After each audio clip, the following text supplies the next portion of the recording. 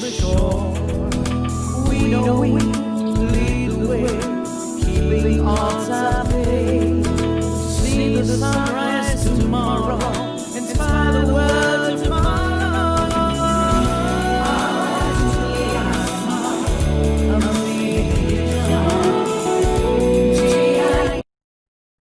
Okay, today we are going to start module 1 in the course curriculum of electric drive E701. And in today's lecture number 1, we are going to give the overall idea about electric drives.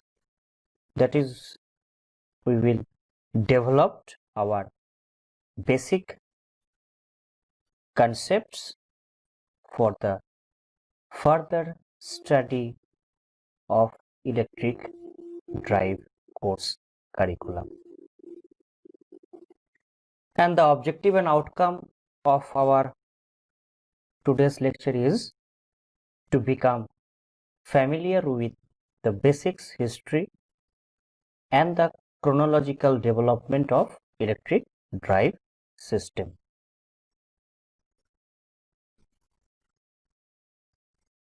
So, before we proceed further into the depth of the subject, these are the few reference books which we can use for study purpose. And among all these books, this Nedmohan books is the Bible of electric drives and power electronics, and this B.K. Bose, R. Krishnan, and the G.K. Dubey Fundamental of Electrical Drives. You can use this as a text books for this curriculum.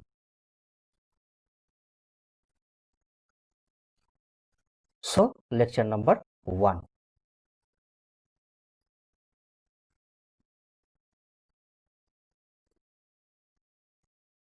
And these are the topic we are going to cover in today's lecture: definition and basic concepts of drive, historical backgrounds, block diagram of electric drive, and then applications and advantages of electric drive.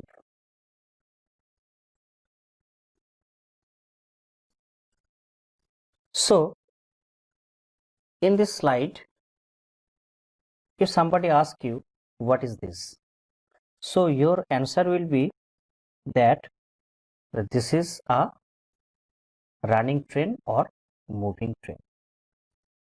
And two related physics that's come into our mind. The first one is the movement of this train is possible due to mechanical energy, and this mechanical energy is basically is a conversion of electrical energy. And second thing, that when this train is in the platform, its speed was 0. But suppose from Howrah it has to reach somewhere in Nizamuddin station, Delhi. So what, when it will just going to leave the station, its speed will increase from 0 km/h to 100 km/h. That means the second thing is speed control or motion control of this mechanical movement is required. So two things: one is there is a development of mechanical energy which is responsible for this movement, and the second one is motion control is my concern. So if you go some another examples like, so this is also true for ceiling fan. There is mechanical movement and the speed or the motion control of this fan is my requirement. Okay. Similar is for this case also, compressor. Similar is true for escalator also, because here also there is a mechanical movement for a particular purpose, and the purpose are a person using this escalator can go upward from downstairs and the vice versa. And second thing is the speed control or motion control of this escalator is also required, so that the person which using it can use it at ease. Its speed should not be such that a man cannot board on the escalator, or its speed should not be such a small speed or lesser speed that it will take an awfully long time to reach the upstairs or upper part of the station or the mall, wherever we are using this escalator.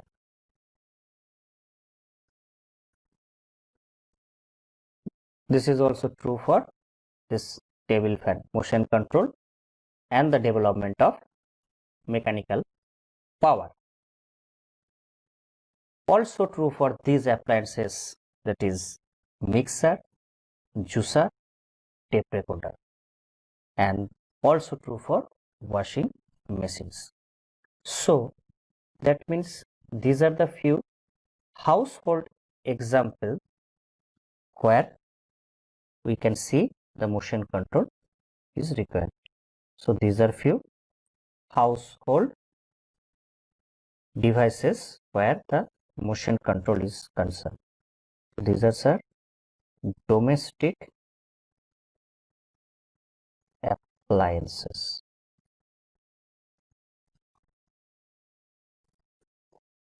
This is also the story for industrial application too. This is also the story for industrial application true. So where are those applications? It can be transportation system,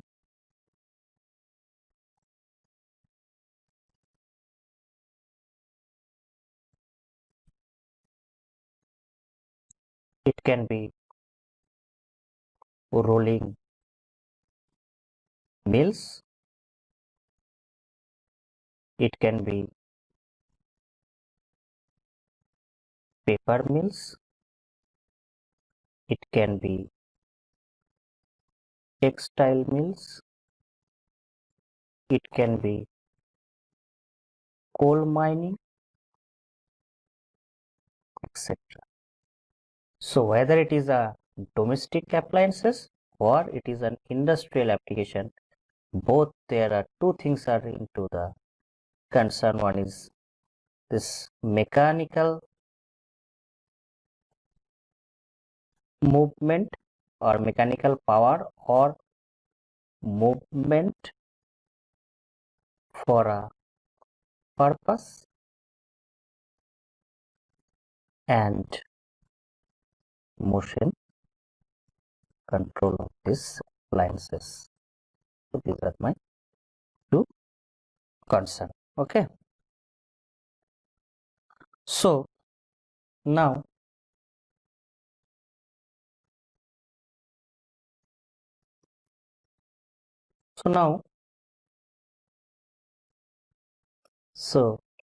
mechanical movement for a purpose is responsible, just I described. Now, where is the source of this mechanical movement? And who is converting electrical energy into mechanical energy? So the immediate things that comes into our mind that it is the motor. It is the motor. Which one is? It is the motor.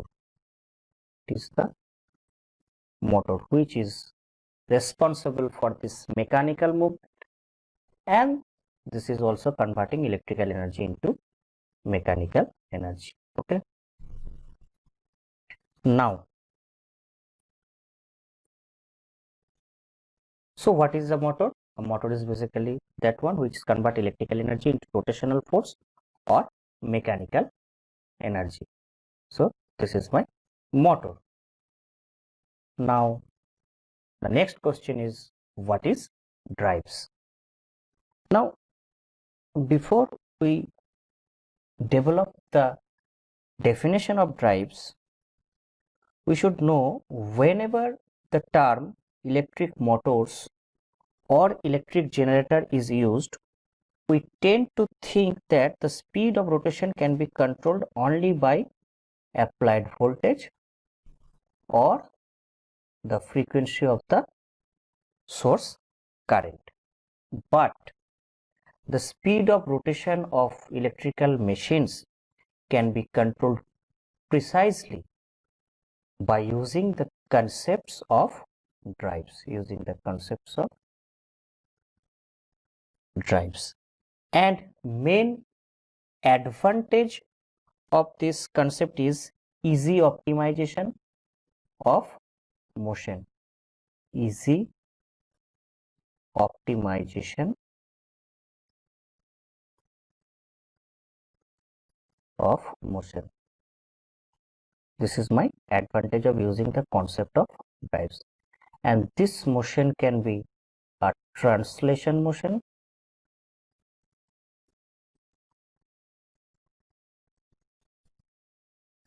or it can be a rotational motion. Okay, so this can be a translation motion or rotational motion. So what is my drives? System employed for motion control is my drives.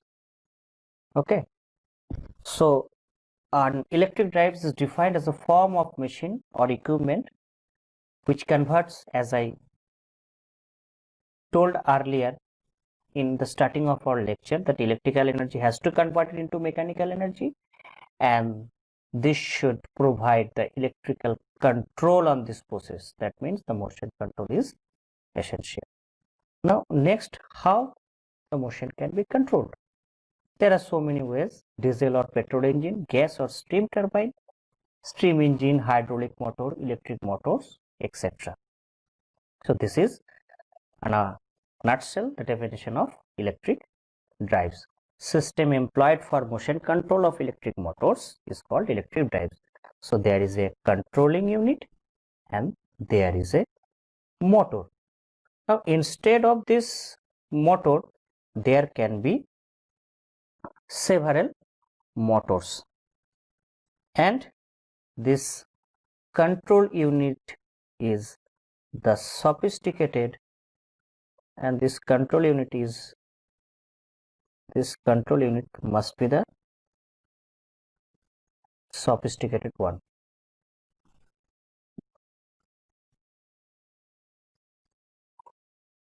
So this control unit should be sophisticated, that controls the rotation of the motor shaft. But nowadays this control can be done by software. So using software, this motion control can be done. So what is the result? The result is the more precise, error-free and accurate speed control is possible by using software. And this is the reason that electrical drives are most burning issues in today's civilization for its ease of use. Now, historical background. Now, the first mechanical movement and motion control was observed by the civilization is in a wheel. In a wheel, it was first observed in China in 3000 BC. Okay.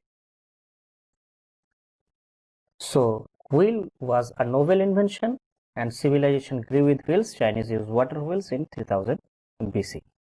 Now, how to rotate the wheels for a purpose? So that we cannot move the wheel just like that. The children are moving wheel in the streets, and there is also a purpose for enjoyment. So this movement can be possible by using human energy, animal energy, stream energy, oil energy, and water energy. And apart from that, the most promising one is the electrical energy, because it is clean, controllable, and efficient. Now, historical overview of electric motor and drive development. The development of motor initiated in 1935. In 1935, when Sir Faraday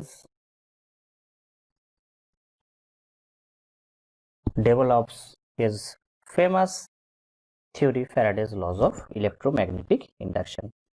That is a mechanical movement through a conductor, the force experience, etc., etc.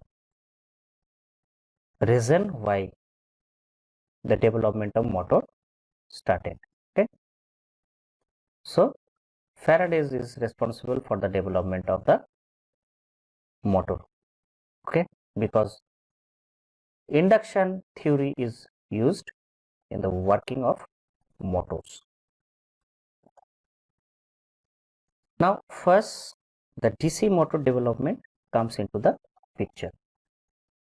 In 1832, Pixii, what he did, a tube was splitted and made as a commutator. A tube is splitted and it is used as a commutator. Okay. Now, in 1833, Ricci developed the standard commutator segment for motor. In 1833, the standard commutator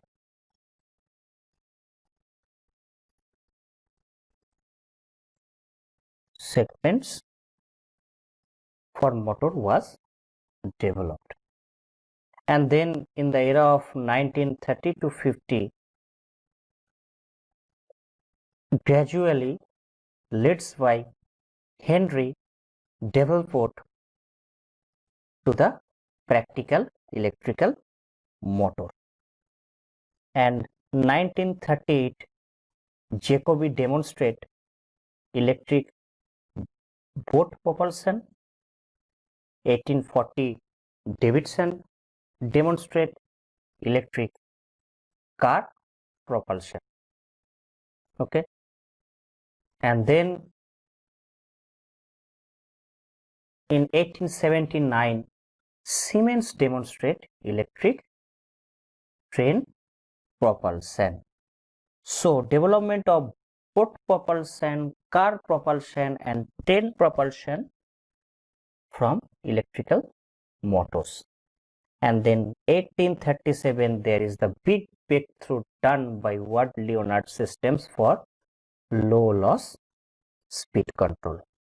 So major breakthrough occurs in 1897. So what happened in 1897?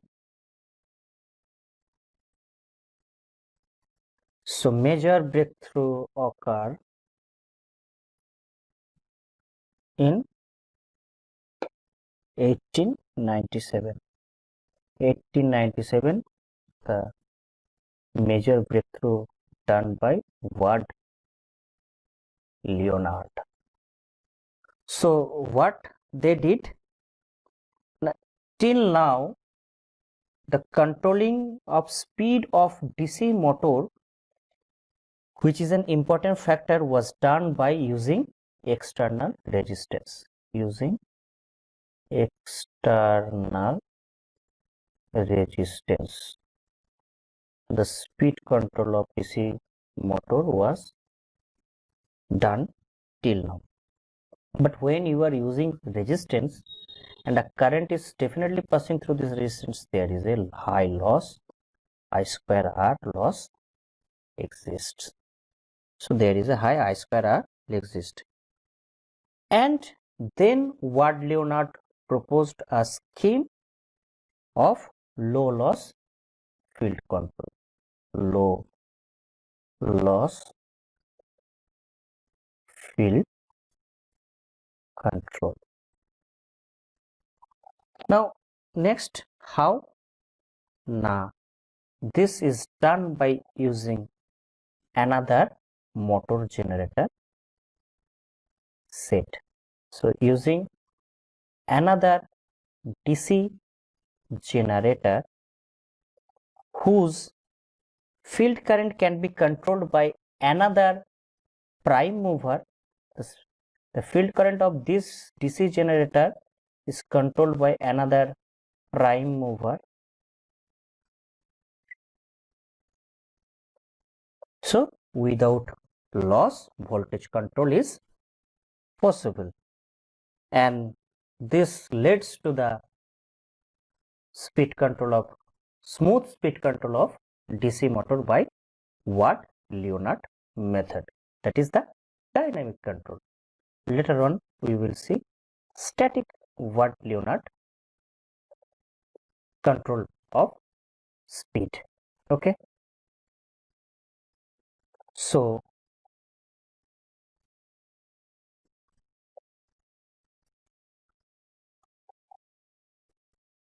in 1897 Watt Leonard system for low loss speed control comes into the picture. 1830 Mercalli arc rectifier for speed control, and here the rectifier is used because to convert AC to DC, because in around 1935 around that development or replacement of DC has been, research on replacement of DC has started, and most probably in around 1935 or 40, in this era, that alternating current has developed. And 1955 of speed control through magnetic amplifier comes into the picture. Okay, now amplifier is all this method, basically whether it is Watt Leonard method or the Mercalli arc rectifier method of speed control, all these are basically amplification of done by amplification of signal. All these basically done by amplifying the signal. All this can be done by amplifying the signal, because DC generator is also can be considered as a amplifier, because small field current is amplified into big armature voltage, and by controlling this field current IF, we can control the armature current, and in that way we can control the speed. Okay, and then again the big breakthrough occur in 1960 when thyristor based speed control was started. So now thyristor comes into the picture. Okay, so basically we know thyristor is a 4-layer device where controlling of DC voltage is possible from AC by changing the firing angle alpha. So thyristor firing angle we can change, and we can control the DC voltage which is provide from AC. So we stepped into from when the thyristor comes into the picture, we stepped into from dynamic Ward Leonard to the static Ward Leonard. That means there is no rotating parts. So static means there is no rotating parts. Okay, so 1960 onwards, the popular journey of DC drives has been started, and then come into the picture AC drives. And in 1884, Siemens thought that what will happen if we put a single phase AC supply instead of DC in a commutator motor. And then the single phase commutator motor was developed, which later on in 1887 Wilson made a multi-phase commutator motor. This was for single phase and this was multi-phase. And in between 1885 to 87, again the breakthrough occurred. Tesla, Faradays, they propose that they brought the concept of rotating magnetic field, RMF, and according to them, that production of rotating magnetic field is possible in polyphase winding if it is excited by polyphase current. Now that was led in 1889 by Browolsky squirrel cage induction motor, and then later on slip ring induction motor. One is external control and another one is internal control, but both in induction motor the rotated or the secondary is shorted. That we have to keep in mind. Okay, now so the induction motor comes into the picture, but three-phase induction motor is generally constant speed motor. There is like a DC shunt motor. Three-phase induction motor is the speed control is difficult, and speed control is a very cumbersome method, and the speed is almost constant in the range, whereas in DC the variable speed can easily achieved. So the journey has started when we have started the controlling speed of induction motor. The journey of motor to drive, or the development of motor to drive, has started. Okay,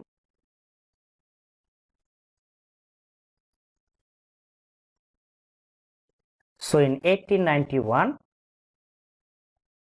controlling the frequency, it was seen that a variable frequency drive speed can be controlled, so a variable frequency drives come into the picture. In 1895, then pole changing method.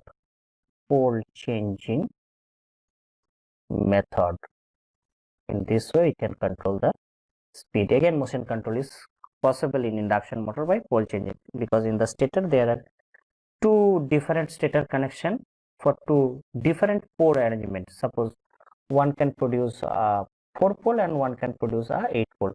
So accordingly, the speed can be controlled, because we know N equals to 120 F by P, and we have already discussed earlier that stator rotating field makes the rotor field to align in its way. So what rotor do? Rotor try to align itself with the stator field.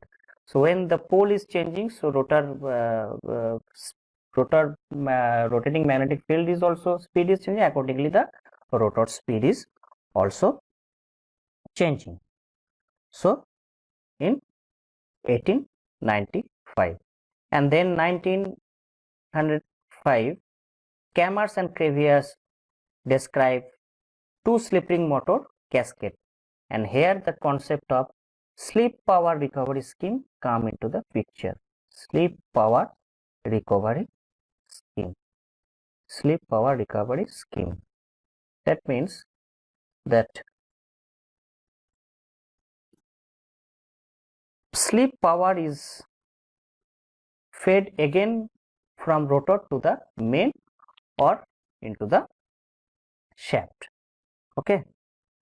So in the 1900 train, Schrage motor is come into the picture. Very important drives, variable speed drives, almost used for 40 to 50 years, and this is also known as rotor fed AC motor. Now Schrage motor comes into the picture.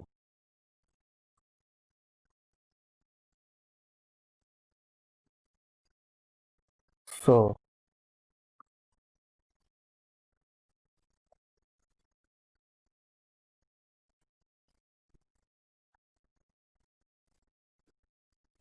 in 1900 train 10 Schrage motor. Schrage motor. So what principle used in case of Schrage motor? Now the current is fed from rotor and stator is short circuited. So fed from rotor and stator is short circuited. Now stator control brush position by external mechanical handle operated gear. External mechanical handle operated gear. So the voltage can be controlled. External mechanical hand operated gear. External mechanical hand operated gear, and in this way I say secondary voltage can be controlled by changing the phase position of that gear with respect to the induced voltage. So as the phase position change, the induced voltage change. Okay. And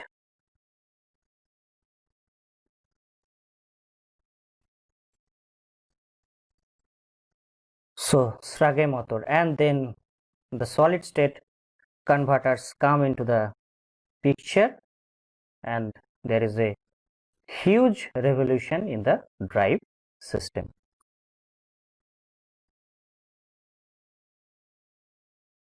In 1950, Rockcliffe developed PAM, pole amplitude modulation, and by using the number of pole we can control the speed, but two-speed motor is also possible. Basically here we can change the stator winding direction. And 1963, variable frequency drive with solid state converter. Now this variable frequency drive with solid state converter, because 1963, because in 1960 we have seen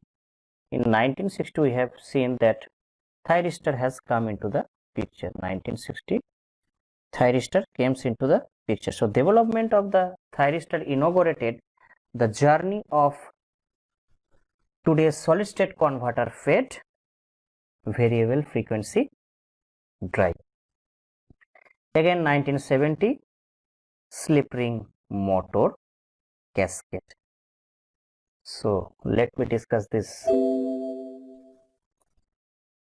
slip ring motor cascade.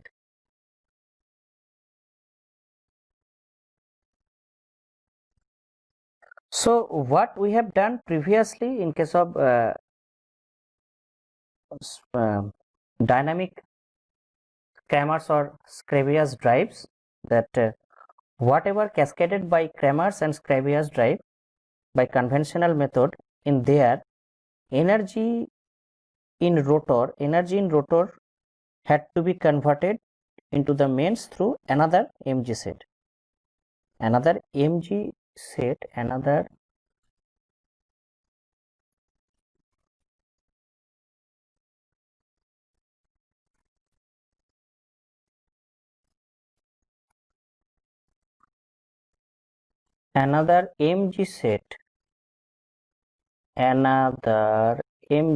as we have seen in case of Ward-Leonard of DC control. Another MG set is used through which energy in the rotor had to be converted into the mains. Now I want to eliminate this movement part or MG set. So what can be done? What has been proposed in 1970, that slip frequency can directly converted into main frequency. Slip frequency can directly converted into main frequency with the help of DC, but in between there is a DC bus. So slip frequency is converted into DC, and then DC is again converted into 3-phase AC, which is fed into the main. Or from same DC you can operate a motor by directly fed into the shaft, because slip energy can be fed either fed through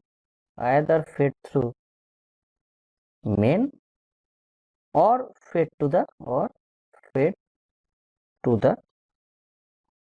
shaft, and this is called static Kramers drive. This is called static Kramers drive. Okay, so it is also a big development.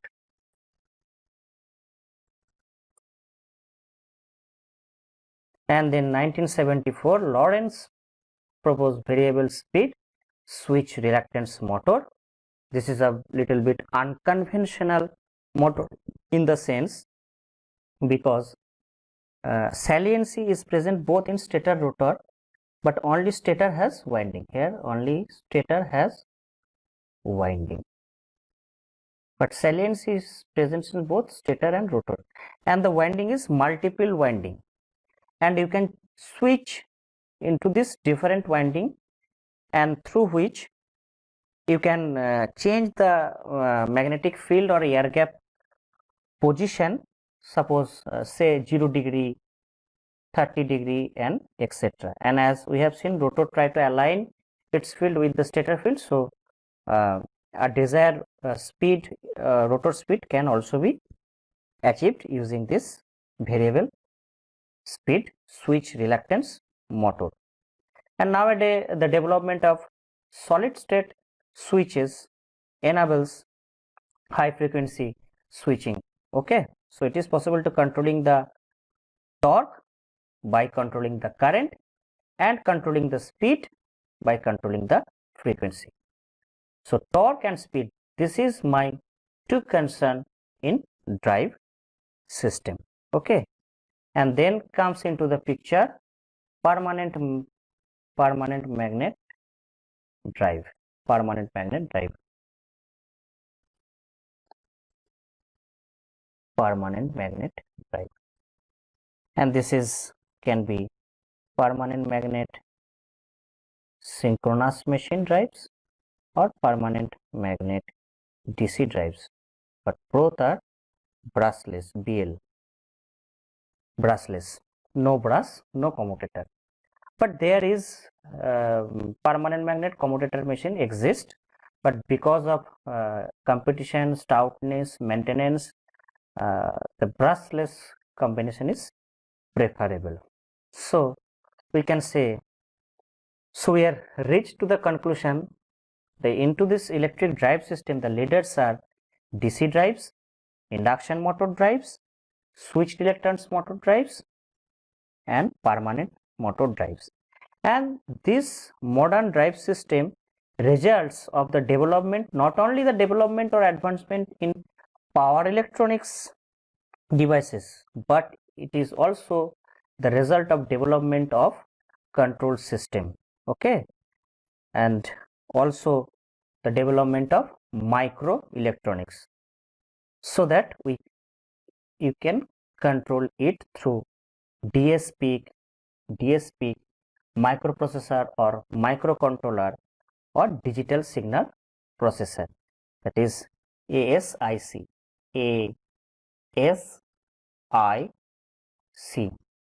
application specific integrated circuit. So these are the application specific integrated circuit is the heart of the control system of the drive system. Okay, so these are the typical types of motors. We know all these things, and this is the drives motor with control system drives. Okay, and this is the block diagram of electric drives. We will discuss this block diagram of electric drives in details into our coming lecture classes. So this is the block diagram. Okay,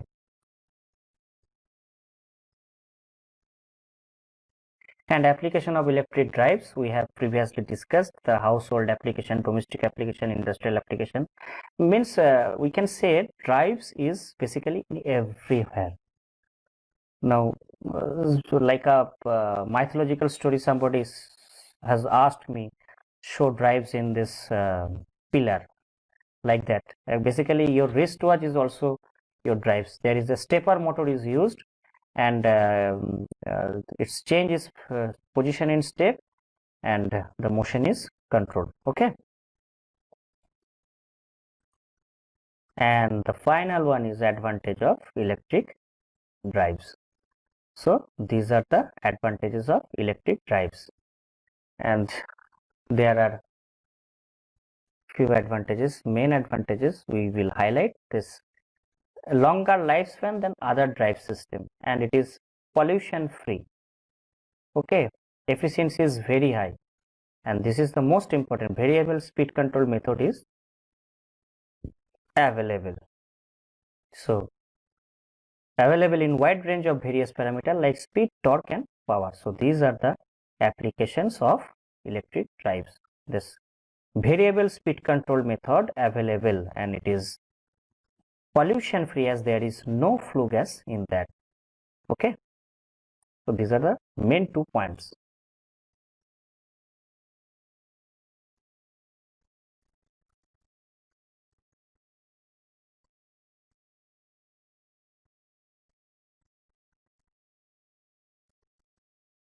And we have come to the end of today's lecture. Thank you.